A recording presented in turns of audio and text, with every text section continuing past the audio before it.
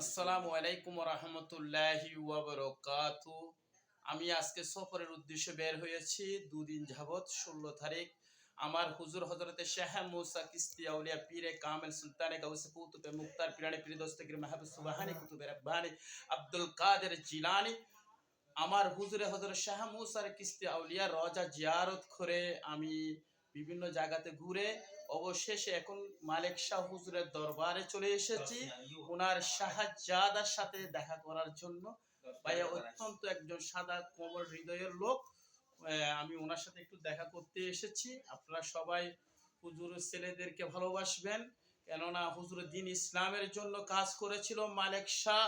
তিনি টাকা পয়সা কিছু চাই নাই, তিনি আল্লাহর রসুলকে জন্য দ্বীন ইসলামের জন্য খেদমত করেছিলেন। তিনি সকলকে কালেমার দাওয়াত পৌঁছিয়ে দিয়েছিলেন এবং তিনি দ্বীন ইসলামের খেদমত করেছিলেন। আজকে বেশি ভালো লাগতেছে হুজুরের ছেলের সাথে দেখা করে।